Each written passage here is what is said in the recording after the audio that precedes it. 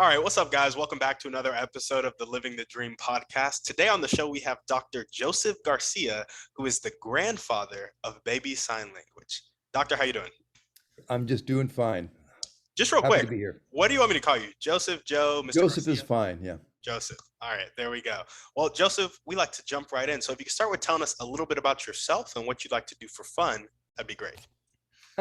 Well, I like to enjoy life. Of course, like to I like to fill the void as far as my career goals. I like to find where there's a void and fill that, and then I do a lot of skiing and snowboarding in the winter, mountain biking in the fall and summer and spring, and grow gardens and just I've got some land out in the forest areas, so I get I do that kind of thing. But and I write books and do a lot of research and write grants. I work for the Northwest Indian College up here in the Pacific Northwest part-time, or actually full-time right now, and just to help them out, I did a lot of grant writing to do my research in my earlier years, so I became quite good at it. And as a result, everybody wants money, and they always hire me to try to raise money for them, which is a good thing to do. And so I'm trying to raise money for the Northwest Indian College now because they are left behind.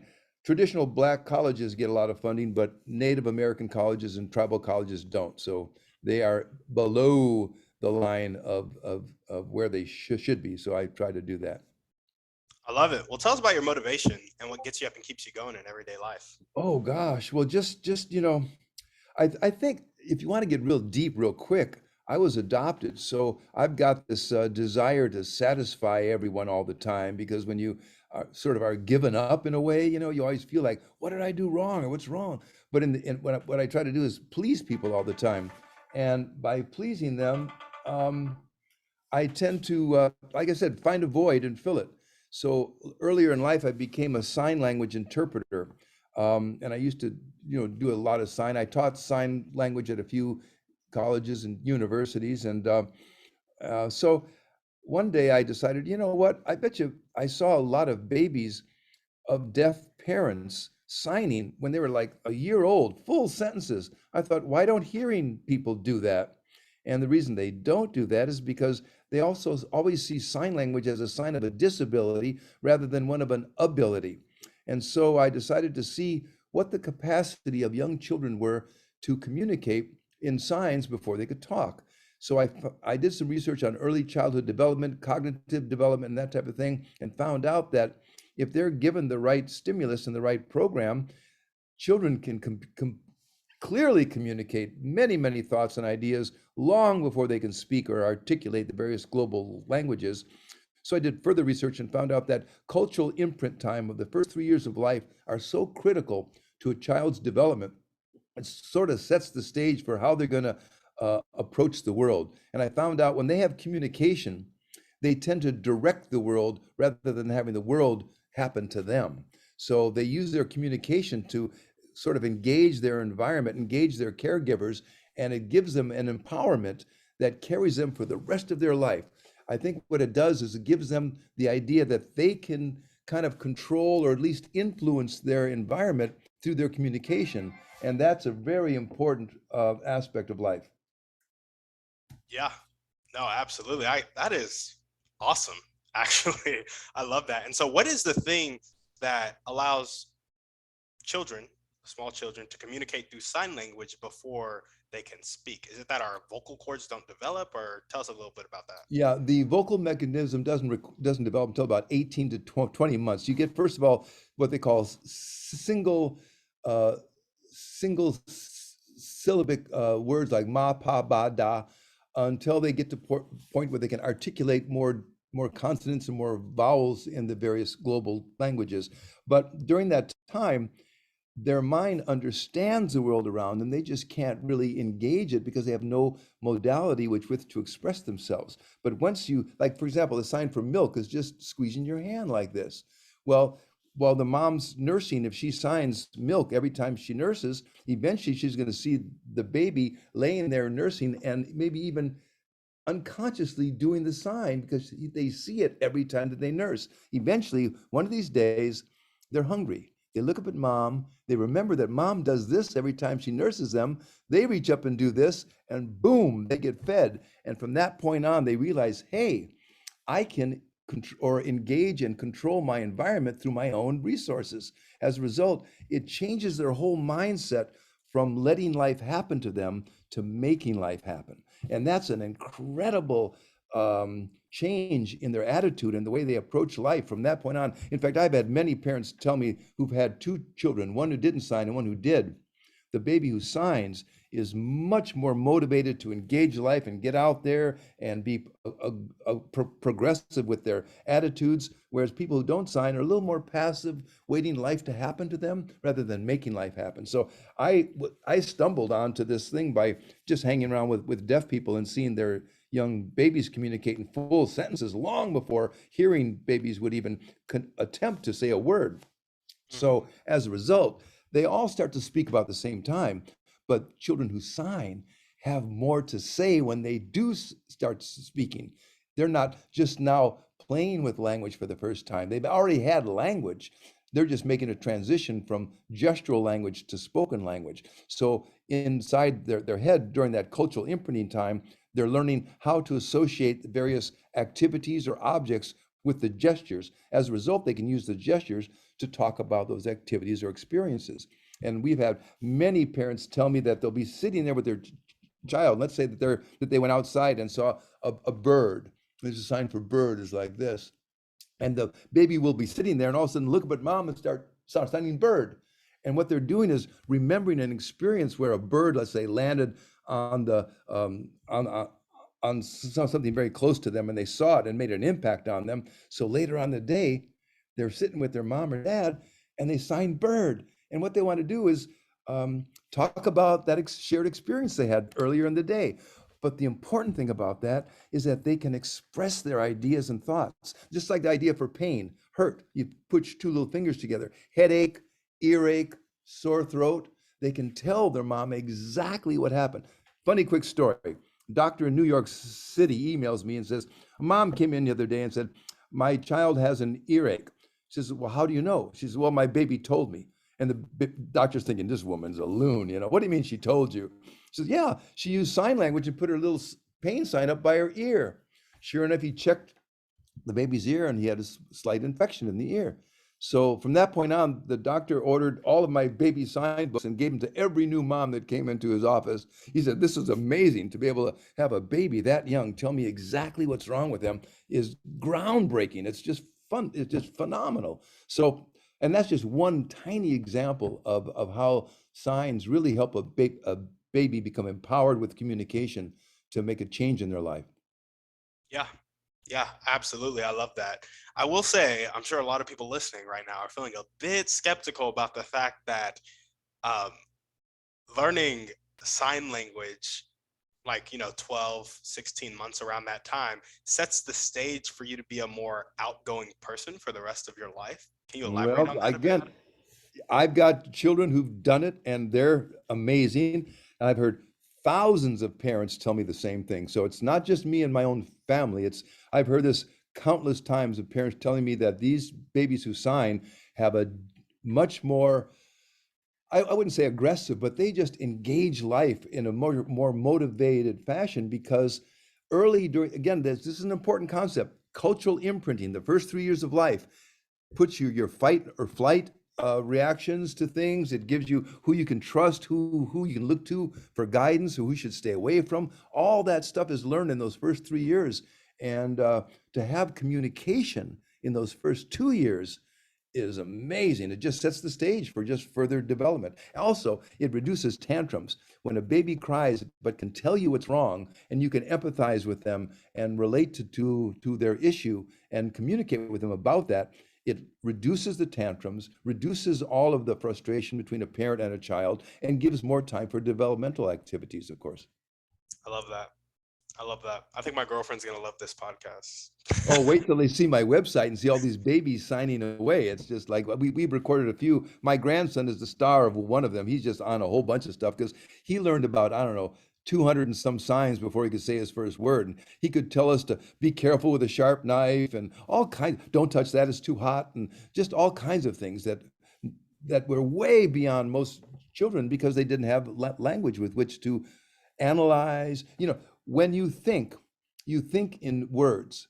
If you didn't have words, you'd think in pictures or in images. So by giving a child the ability to have a language to communicate in, you empower them, as I said earlier, to kind of navigate through life rather than riding the roller coaster of life, never knowing what's going on next.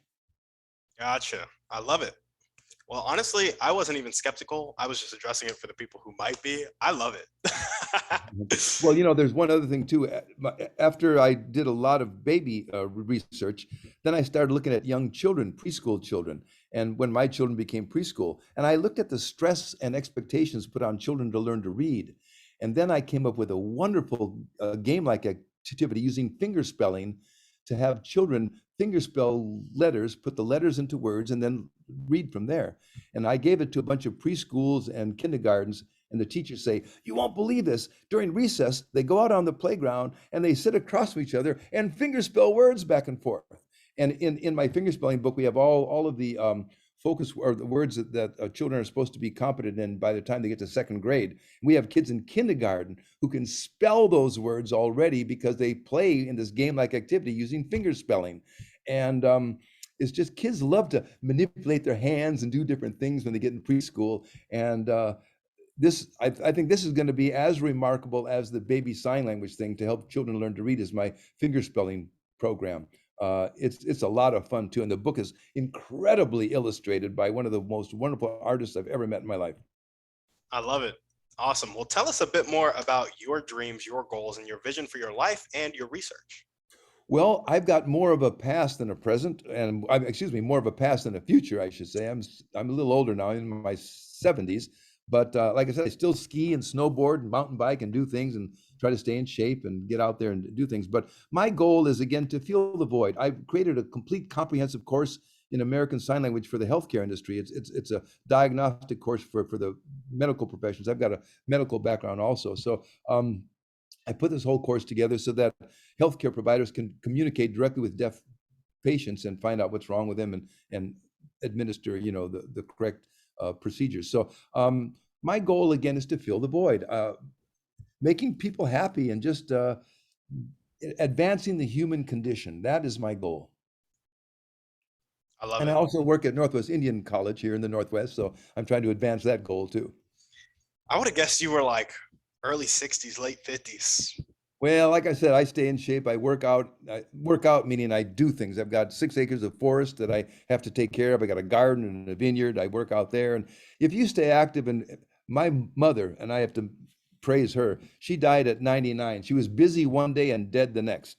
And she always told me, "Well, son, you're Native American and African American. You're going to have to do twice as much to get half as far. Just deal with it. And besides, I'm too old to be polite. I'm going to tell you the truth."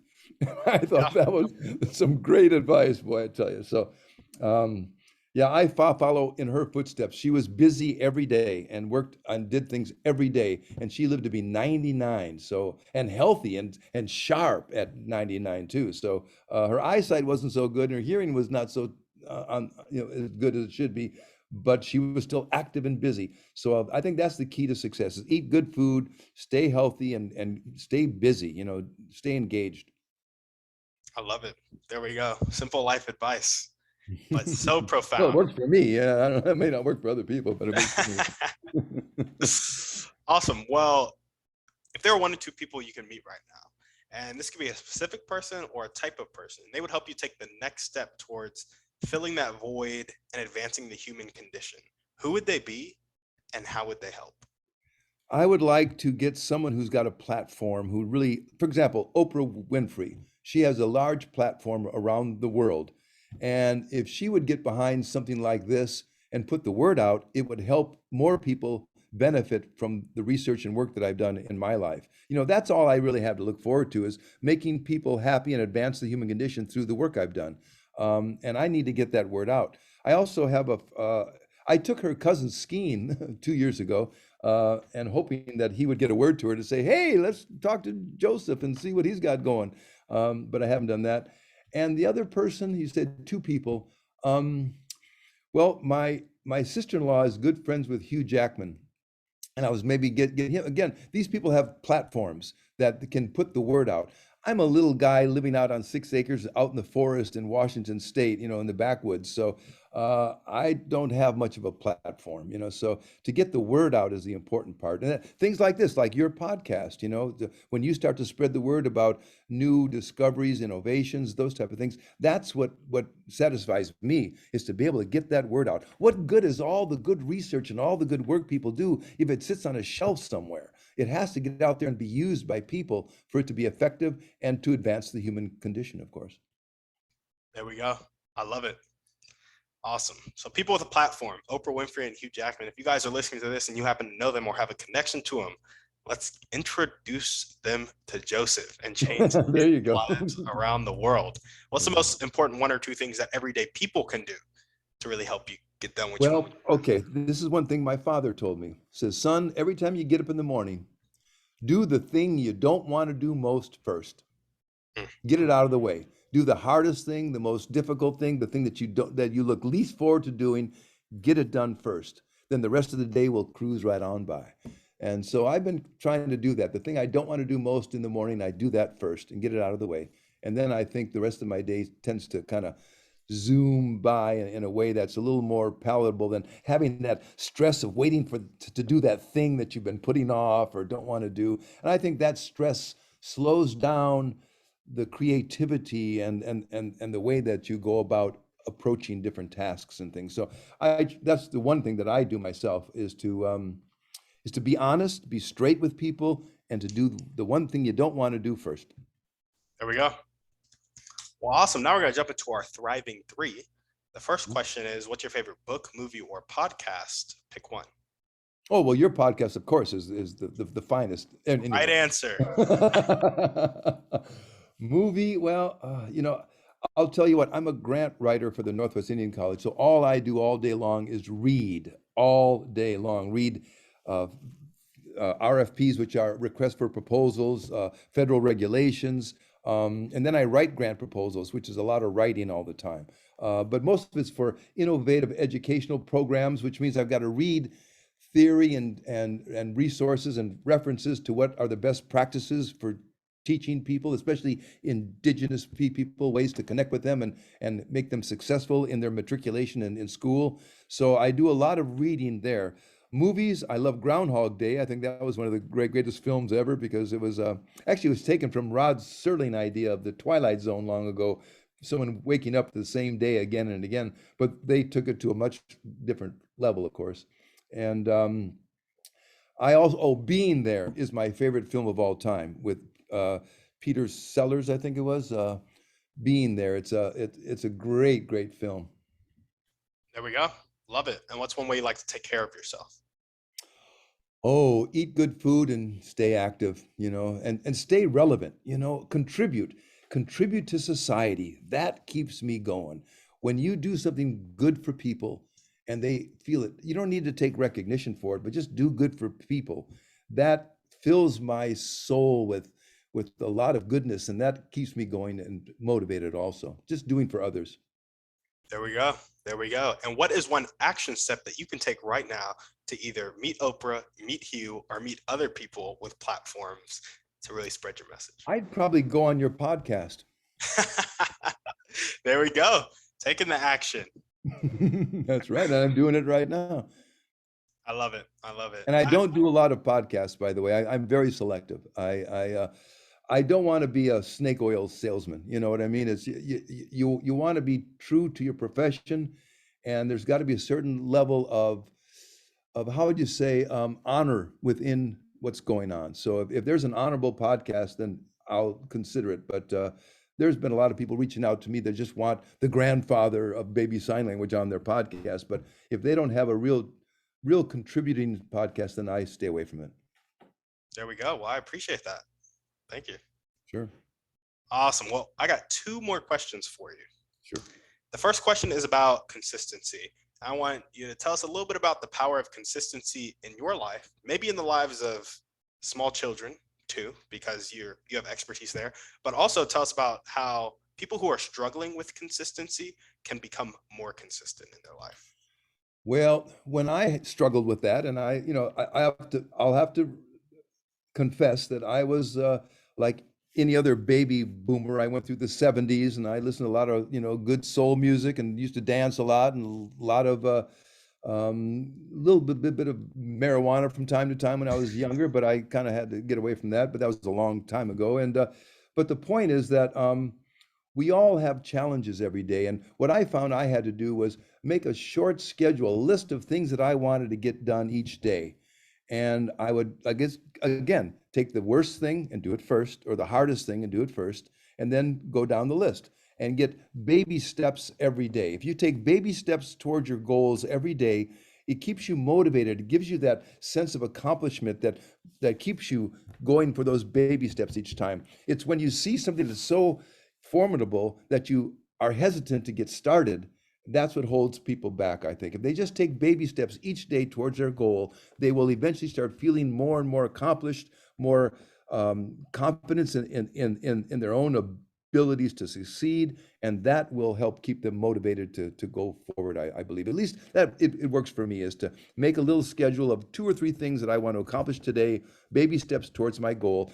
Because all these products I created, I had to learn how to shoot video, edit video, build websites, and that's on top of all the research and all the other things. So again, these are huge projects.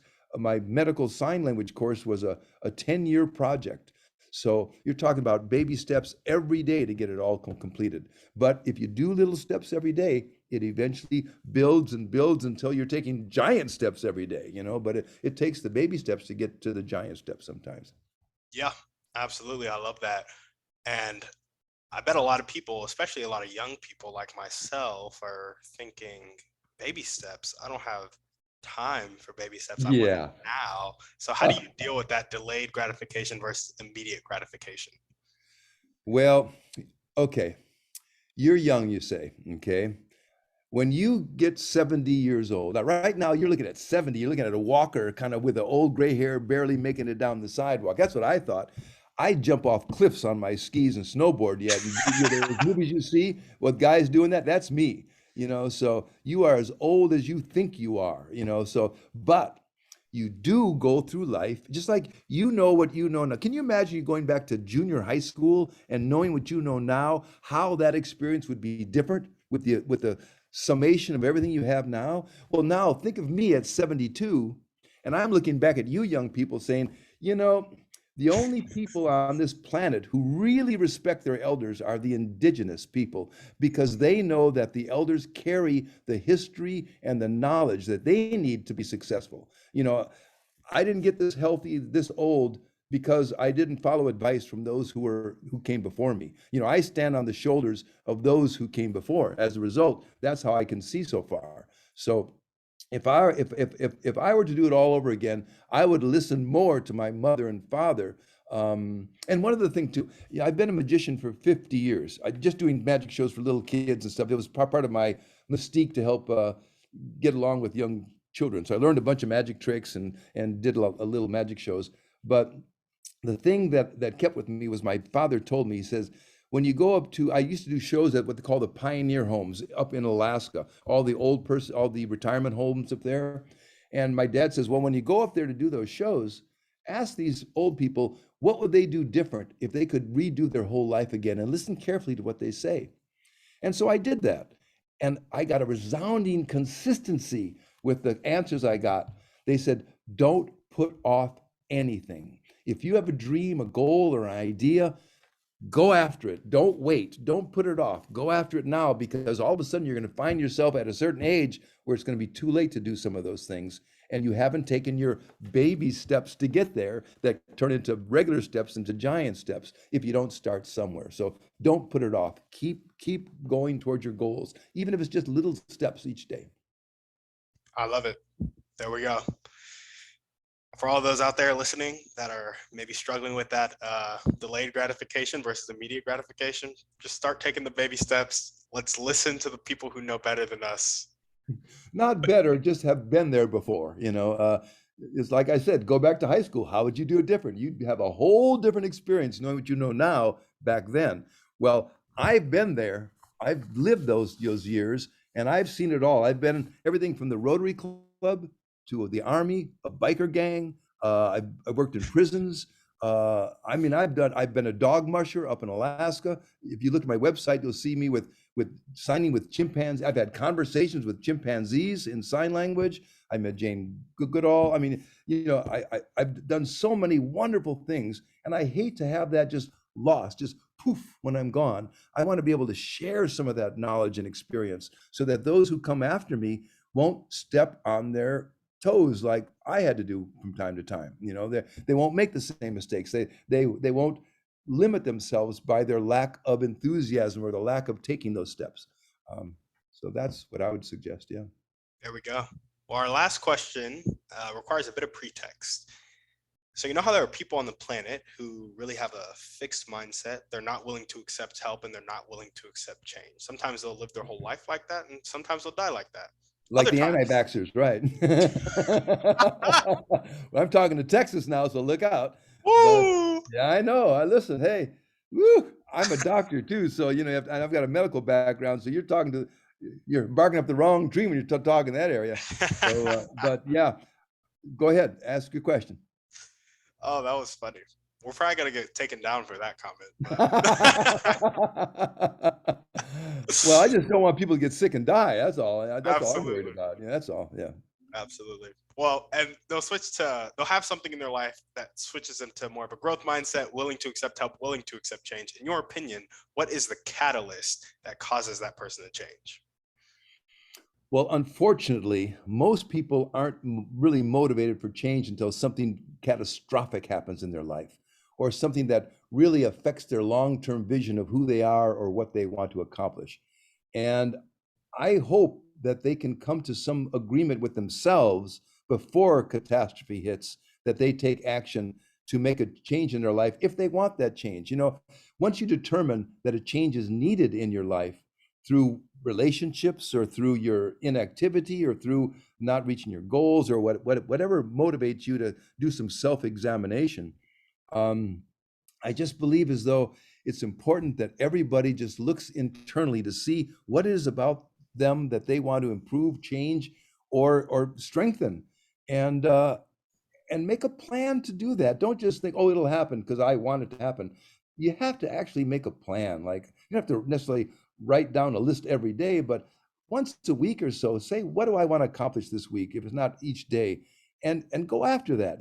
Don't put things off. Just keep the strength strong by taking this. Again, it goes back to little baby steps of how do you want to change? How do you want to improve your life?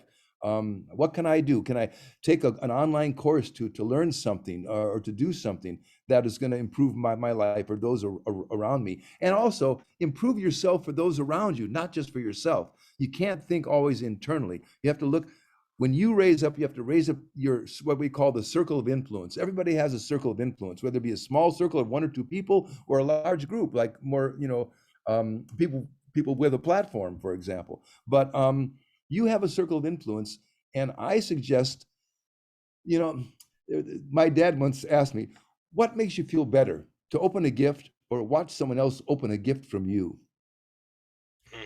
And how you answer that question determines how you feel about people around you. Do you want to bring joy and make other people happy and help advance their agendas?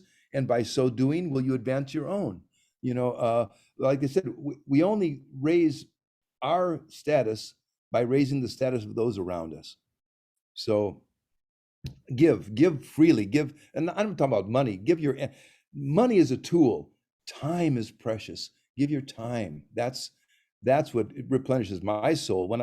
When I have a mom come up to me and say, "Oh, you're the baby guy. Oh, thank you so much for what you gave to us." I said, "I didn't give you anything. I just gave you a roadmap. You took the journey. You signed with your child. You're the one who gave them communication. You should applaud yourself. I just gave you a map to get there. That's all." So yeah, I hope that answers your question. Absolutely, it does. I love it. Well, Joseph, is there anything else you want to chat about before we sign off? No, but if people want to find out more, they can look up baby sign language in 14 days or just drjosephgarcia.com. And there's a lot of information on there. I'm not trying to sell stuff as much as I'm trying to put out the message. Um, so check out the website, drjosephgarcia.com, or one of those things. And also, like I said, between the fingerspelling book and the baby sign language and the medical stuff, all those are based on seeing sign language not as a disability, but an ability. And using, whenever you cross-cultural exchange between two different society groups, like the deaf and the hearing, or the blind and the sighted, that type of thing, you can always come up with a hybrid concept of things. Blind people tend to be, they don't hear any better. They just are more focused on what they do hear. Deaf people, they tend to use sign language as a way to communicate. But now, what a wonderful gift they've given the hearing by offering their signs for us to be able to communicate with our children, or fingerspelling to help our children learn to read. What a great gift they've given us. And I must give all the credit to the deaf community for that. Absolutely. Well, there we go. Dr. Joseph Garcia, thanks for coming on the show. Thanks for having me. I appreciate it very much. Yes, and if you guys are listening to this and you loved what he had to say, you really vibed with his message, maybe you know some new mothers, new families who could utilize baby sign language, make sure to go to drjosephgarcia.com. It will be in the show notes, all the ways to contact him, and his website will be there. As we always ask, send this podcast to 1 to 3 people you know need to hear this message, preferably new mothers or people who have new mothers in their kind of like extended family. And shoot us a 5-star review on iTunes. We're out. Thank you.